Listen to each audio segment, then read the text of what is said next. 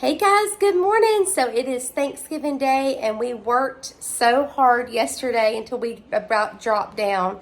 So today we are going to finish up our Thanksgiving dinner and we're going to be getting a chicken ready and some dressing and all of our other little sides.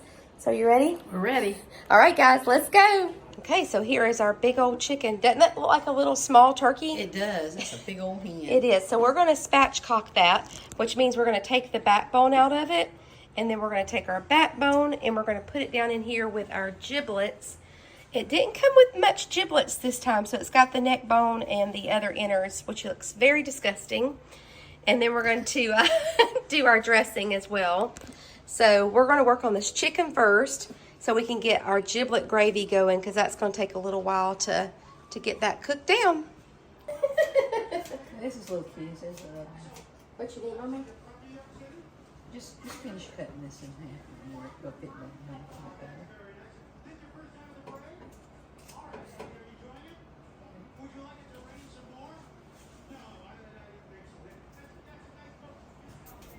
better. Okay, so inside of our pot here, this is for the giblet gravy. This is super old-timey, isn't it, Mama? It is.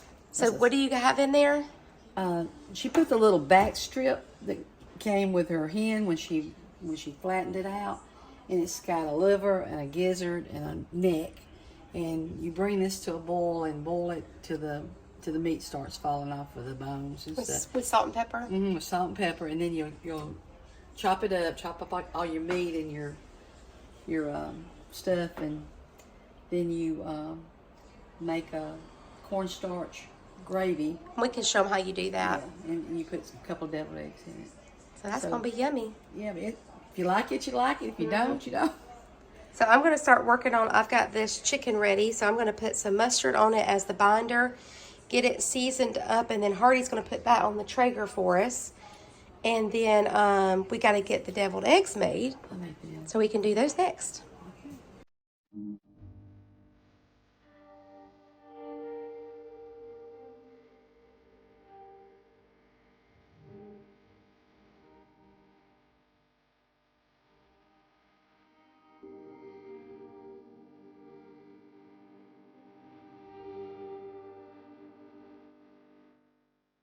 Goodness, those look so pretty, Mama. Mm-hmm. And so what'd you put in here? We have four rings of these Homemade? sweet pickles. Are they homemade? They're homemade from down at Cedar Lake Farm. And then squirt of mustard and probably, I don't know. Duke's mayonnaise and salt and pepper. Mm-hmm. That's it? So easy? Mm-hmm. Okay. Then you have to put them in there. Do you need an extra spoon or something? I think I'll be all right. Okay. Okay, so I'm going to get ready to start our dressing. So we're going to need a stick of butter, our onions, and our celery. And we're going to get these sauteed up and then we'll combine it together.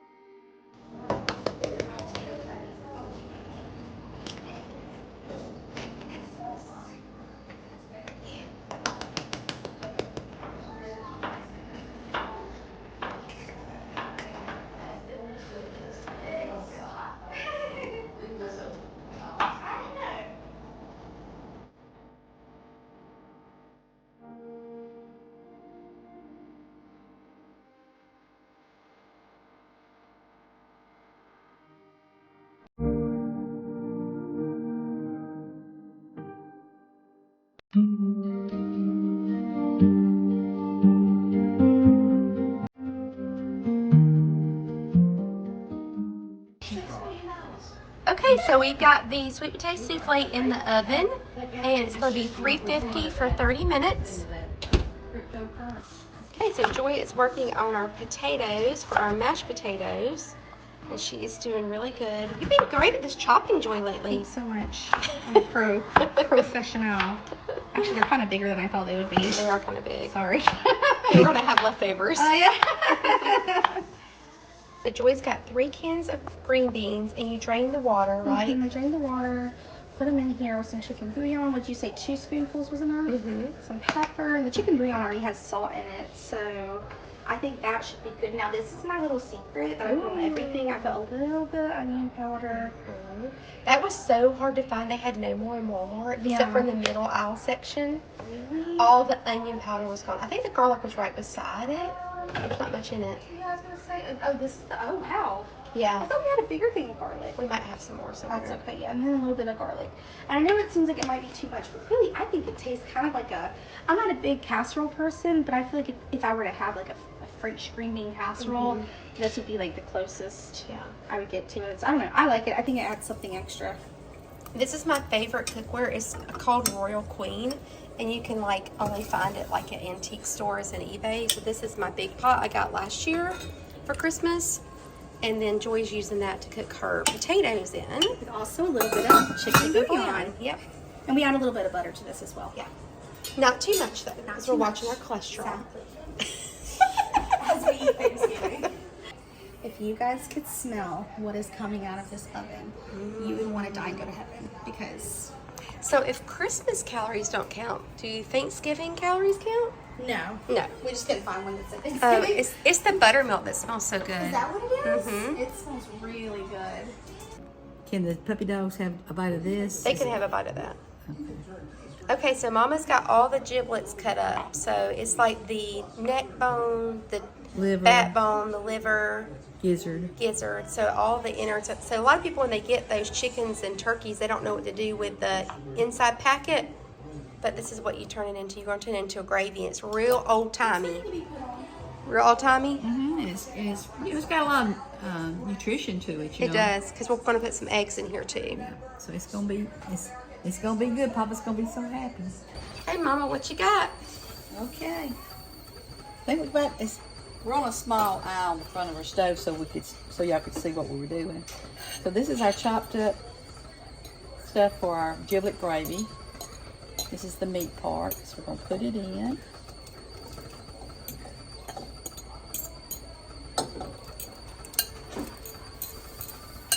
That new little pot makes a little whistle. This, Sounds like a train. this is probably a depression thing. Yeah, I kind of wonder when giblet gravy came out. 1800s. Probably. Whenever they had cornstarch. You know, and I always wonder, how did somebody come up with cornstarch? Mm-hmm. What do you need? Get out of the way, baby. So, it's not boiling rapidly, but I'm just going to wait. This is 2 chopped up boiled eggs with salt and pepper in them.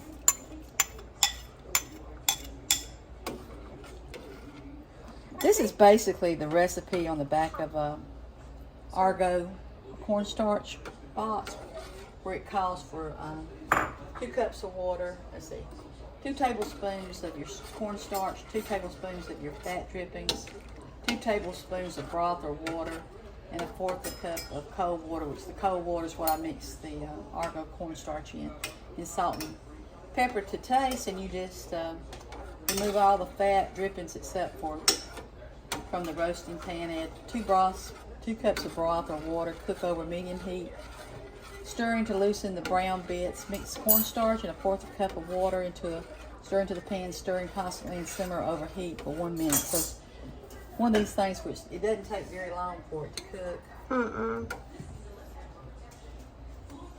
And some people will take and add like a can of cream of chicken soup into this.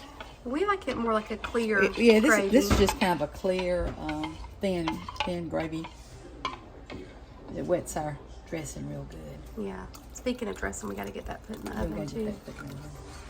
I put the chicken on the Traeger, so it's going. So that was put on at 11:05. So we need to check it at 12:05. Okay.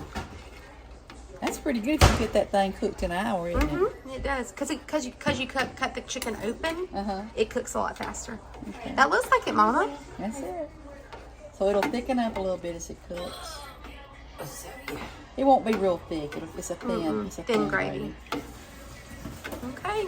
Now we got to Joyce over here, and she's getting our potatoes poured up, and she's getting her a free facial for the day. So a good thing you don't have glasses on. For real. So that looks good, Mama. Okay. And then we got our green beans going, and they look delicious. So girls, we almost have got this together. We do. Yeah. Oh, and our rolls are almost finished rising. Let's see what your potatoes are like. Yes. Woo! Hot stuff And I coming have through. some more that I filled the drain thing. There you go. They didn't fall in the drain, but Well, it fell no, in, yeah, the, in the strainer. Strainer, so People are gonna people think we're are- eating things out of the sink. No. Those are pretty though. When you cook them with the bouillon, it makes them more yellow. Yeah, and I left a little bit of the bouillon water in the bottom. I cannot speak. That's really pretty. We do need to turn your green yeah. beans back on. Try saying bouillon 4 times fast. Yeah, really. Convincing. I make it once a year. How do I know? How do I know, Joy? And then we got to put little pats of butter on the top. Little cats. Remember how before too we kind of took our fork and we kind of Raised it up. raised it up a I little don't know bit? if it's I gonna don't think raise it's it going to up. raise up this year. I should put some more cornbread in it. Yeah, I don't think so. Maybe we could just put some little pats of butter on the top. Yeah, I'll do Mama. that. So the dressing is all finished. Look how pretty. Okay, guys, so we are all done. 2 days of cooking. Yeah. And we ain't cooking no more. No, they're gonna eat it over this weekend before we cook. They're gonna have to run out before we cook anymore. So we're going to turn the camera around and show you guys what we did. Okay, starting here with our dressing. It is all done and beautiful. Of course, our giblet gravy. And then going over this way, we have our spatchcock chicken that we did on the Traeger, and it is beautiful. And then we have our ham, straight from the Honey Baked Ham store. That was hard to make, wasn't it? That was hard to make. And then we have deviled eggs and our yeast rolls, our mashed potatoes that Joy made, giblet gravy, green beans, brown gravy, cranberry sauce. Only the jelly kind will do, right? That's right. Right. That's Sweet potato souffle. That's our vegetable. And then we have our apple crumble, leftovers from breakfast, and the pumpkin pie. And then in the refrigerator, over there where Hardy's at, then we have our pistachio pudding. So that's still put in there so it can stay nice and cold. So this is the end of our Thanksgiving feast. Okay, guys, so they're all waiting here. This one over here has been picking on the ham. So I guess we need to go ahead and get them fed. But thank you guys so much for following along with us. I hope this gives you some inspiration if you want some good Southern dishes for your Thanksgiving meal. And we hope you guys have a great Thanksgiving. Bye, friends.